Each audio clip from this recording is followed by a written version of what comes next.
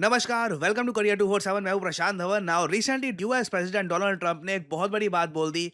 इन्होंने खुद ही क्लेम कर दिया है कि ब्रिक्स ग्रुप, जी हां, Brazil, Russia, India, China, South Africa, इन कंट्रीज ने जो ग्रुप फाउंड किया था, ये डोनाल्ड ट्रंप के हिसाब से टूट चुका है। यहाँ पे आप देख पाओगे, नॉट हर्ड फ्रॉम देम, उनसे मैंने सुना है नहीं। और ब्रिक्स ग्रुप टूट चुका है जब से ट्रंप ने 150% टैरिफ की धमकी दी है। यहाँ पे आप देख पाओगे, ब्रिक्स ब्रोकअप बहुत बड़ी स्टेटमेंट है ये। और ट्रंप ने कॉन्फिडेंस के साथ मीडिया के सामने ये बात कही है कि ब्रिक्स ग्रुप, जिसके बारे में काफी बार वेस्टर्न मीडिया, वेस्टर्न कंट्रीज चिंता से बात करती थी कि ये group in the future dollar को रिप्लेस कर देगा, ट्रंप के हिसाब से ये ग्रुप टूट चुका है। ये जो क्लिप है, ये मैं चाहता हूं आप सुने। How about BRICS? You know, the BRICS states, there are like 6 of them, and they were trying to destroy our dollar. They were going to say, you know, they wanted to create a new currency. They probably wanted to use the yuan, China. They wanted to use the yuan. And Biden said, well, this is a tough situation. There's not much we can do about that. We can't help that. I said, oh, we can help it. So when I came in, the first thing I said is any BRIC state that even mentions the destruction of the dollar will be charged a 150% tariff. And we don't want your goods. We don't want to partake. And the BRIC states just broke up. I don't know what the hell happened to them. We haven't heard from the BRIC states lately. But he said that wasn't much we could do about it. There was a lot. It took once, and literally, they said, sir, what about the BRIC states? They're going to take over the dollar, the sanctity of the dollar. They're going to create a new currency to rule the world. I said, no, they're not. They said, yes, they are, sir. They said it. I said, no, they're not. Tell them 150% tariff, plus we're not going to do business with them. And that includes China. And all of a sudden, they went to the BRIC states and they said, could I ask you, how do you feel about that? I have no comment on this. I don't know what you're even talking about. It was an amazing turnaround. Okay, so यहाँ पे मुझको तीन बातें बोलनी पड़ेगी। Number one, मेरी थोड़ी तबीयत खराब है तो आवाज़ थोड़ी सी अगर आपको और सुनाई दे तो डोंट माइंड। दूसरी बात, जो हमारा डेटा एनालिटिक्स का कोर्स है, ये स्टार्ट हो जाएगा कल से 22 तारीख से। तो आपके पास गोल्डन अपॉर्चुनिटी है, आप ये कोर्स में एनरोल कर सकते हैं आज में। उसके बाद एनरोलमेंट्स बंद हो जाएंगी, लिमिटेड नंबर ऑफ सीट्स यहाँ पर बची हैं।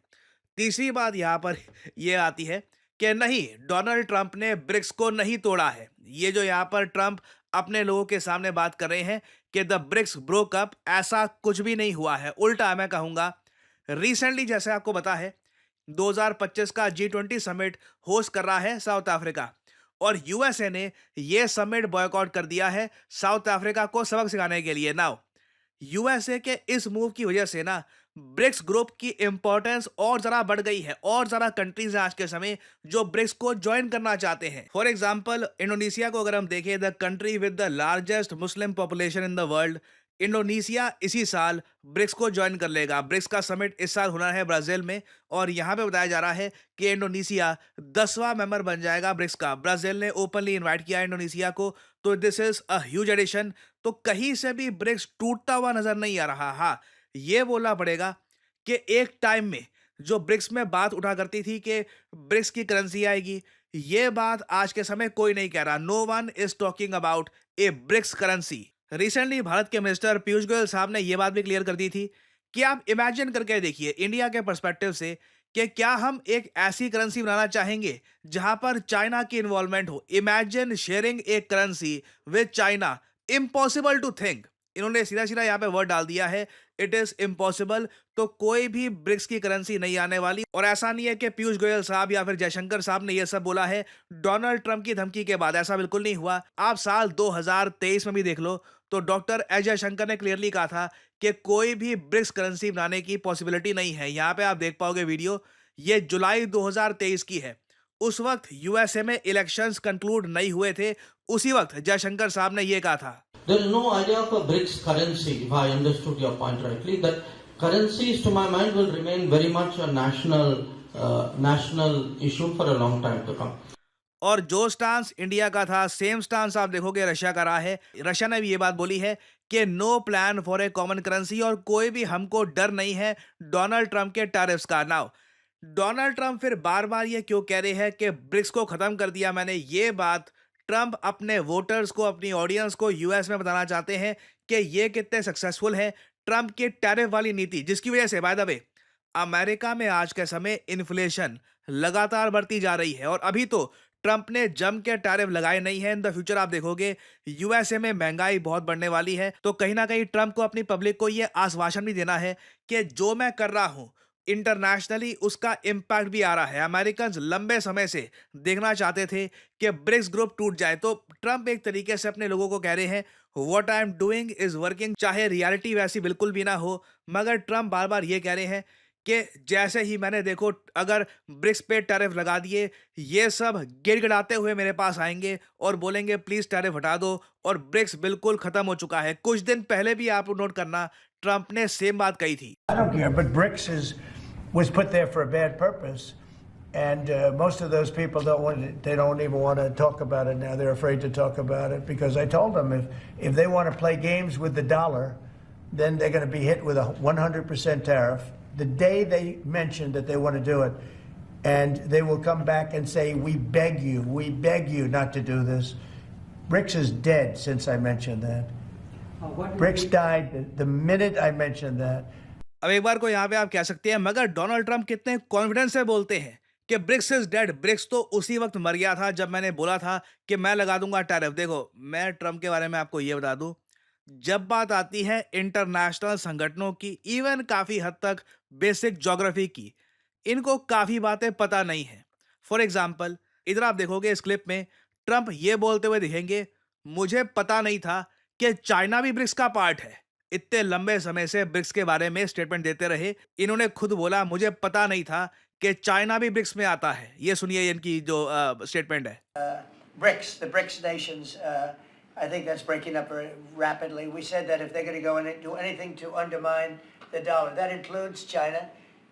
I don't even know that they're a member of BRICS, but I don't even know they are a member of BRICS। तो अगेन मुझको सरप्राइज नहीं होगा अगर ट्रंप को यह भी बताना हो कि इंडिया ब्रिक्स का पार्ट है, रशिया ब्रिक्स का पार्ट है।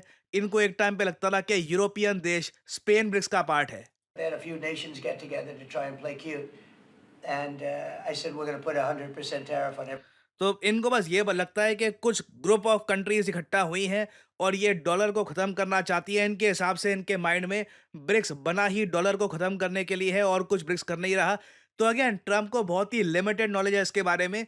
आई वुडंट बी सरप्राइज्ड इनको ब्रिक्स के जो सारे मेंबर कंट्रीज हैं इनका नाम भी पता हो, क्योंकि काफी बार कहते हैं कि 6 मेंबर हैं ब्रिक्स के, जबकि ब्रिक्स के मेंबर्स 9 हैं। बहुत ही जल्द 10 होने वाले हैं। तो इवन दो डोनाल्ड ट्रंप अपनी तरफ से बोलेंगे काफी बार कि ब्रिक्स मर चुका है, BRICS is not dead at all.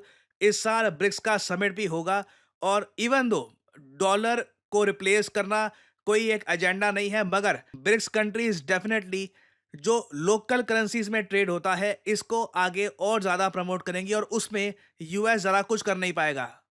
हाँ, मगर ये देखना काफी इंटरेस्टिंग होगा कि इस बार के ब्रिक्स समिट में क्या डोनाल्ड ट्रंप को रिप्लाई देते हुए जो सभी ब्रिक्स मेंबर कंट्रीज हैं कुछ एक यूनिफाइड स्टेटमेंट देते हैं या नहीं। That will be very interesting to see. अभी के लिए ये है एंड इस वीडियो का। अभी काफी इससे रिलेटेड डेवलपमेंट्स आएंगे इन द फ्यूचर। मैं आपके लिए अपडेटेड वीडियोस लाता रहूंगा।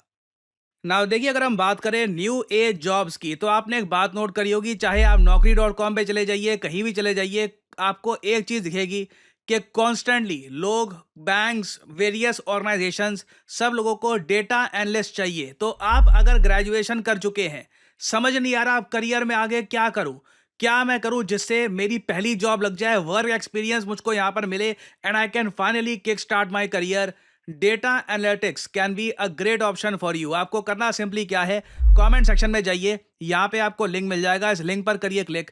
और अगेन देखिए, करियर 247 का जो डेटा एनालिटिक्स का कोर्स है, ये मार्केट में किसी और कोर्स है, क्योंकि मुझे बोलना पड़ेगा मार्केट में, क्योंकि आज के समय ऐसे कोर्सेज हार्वर्ड से लेकर IBM से लेकर globally data analytics is the new age job. तो बहुत सारे जो दुनिया भर में इंस्टीट्यूट्स हैं ऐसे कोर्सेज ऑफर कर रहे हैं।